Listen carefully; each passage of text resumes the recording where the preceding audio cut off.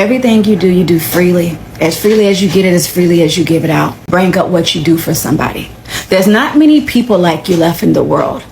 But God is saying this, and as I was sitting here, I almost got teary-eyed, but you're not going to get me.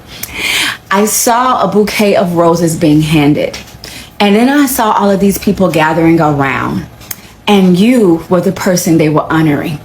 And God is saying, because of what you have sown in the dark, what you have grown in your harvest. This is 100% correct. There are some little good way you could do in the dark.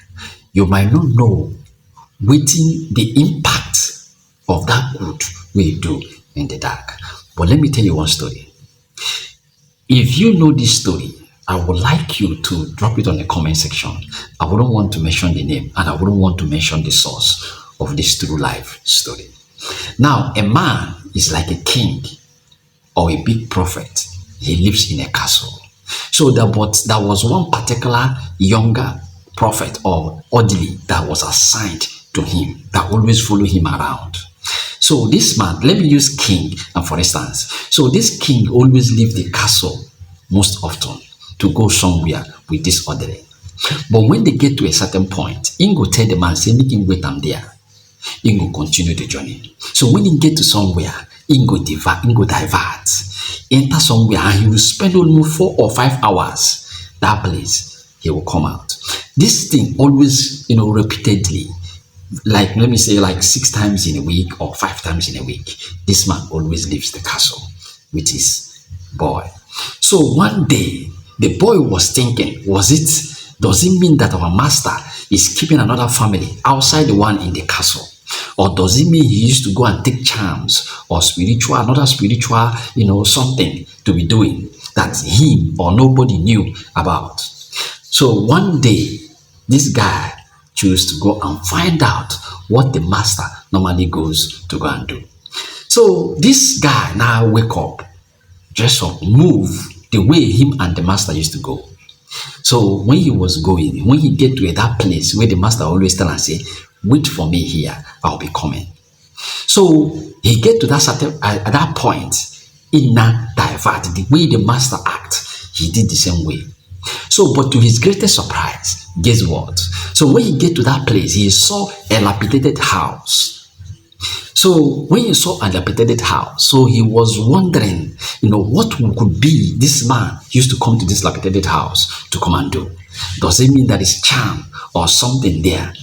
So when he now opened the door, behold, he saw an old woman. So when he saw an old woman, he was shocked. So he looked around again. He saw 2 children. So when he now asked the woman a question, the woman now said, I am so person, and I don't see, I'm blind. So the man was shocked. So he now said, let me ask you one question. There was a man that used to come here regular.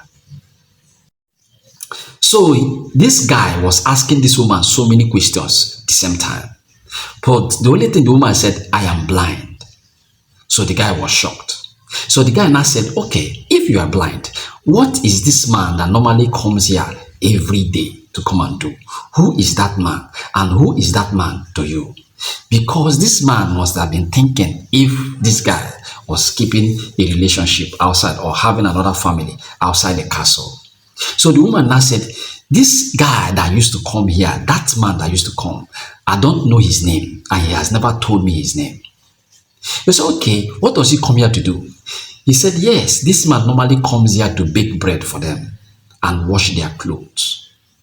And he has never mentioned his name to her and play with the children. This man was touched. He was, he was shocked. So do you know what this guy did? He started crying. He started feeling bad. He started having a sober reflection. So he now understood that if this guy, as big as he is, he will come to this dilapidated place and humble himself and bake bread for those people and wash those people's clothes. play with those children without identifying who he is, without telling them he's the king, without telling them he's the prophet, without telling them he owns this, he owns that, which means there is more to that man that people don't know. So what am I trying to say? What this lady is trying to say, it is very important. At a certain time in life, all the good, the deed you must have done, God will send angels, people that will pay you back in 200 or 1 million folds. You see, sometimes if there is no good that you do secretly when people don't know, I believe you are not doing any good. Now, let me tell you another thing. Remember, the Bible said, when you do good with right hand, don't let your left hand to know that you did something good. So what am I saying in effect to that? Now, if you know this story, I said now, drop it on the comment section. If there is anything you want to say, drop it on the comment section. Now, let's hear this woman's side of her own story complete. If it is this your first time of watching my video, please touch the like button, subscribe, follow me. It won't cost you anything. Share this video so that other people out there will see the benefits of doing good. It gives joy when you see people crying and you happen to be able to do good to them secretly, and when you see them happy, there is a certain kind of joy it gives. Person who glorifies anything. You're not one of these people out here that's filming the homeless people, giving a couple of dollars or anything like that. You know what the Bible says. If you want to do that, if you want to publicize it, then let man give you the glory. But if whatever you do in secret, however you take care of my children in secret, I will honor you. And God is saying this is your season of public honor. You're not going to see it coming. You're going to have videos and people just, you know how you see in the movies when they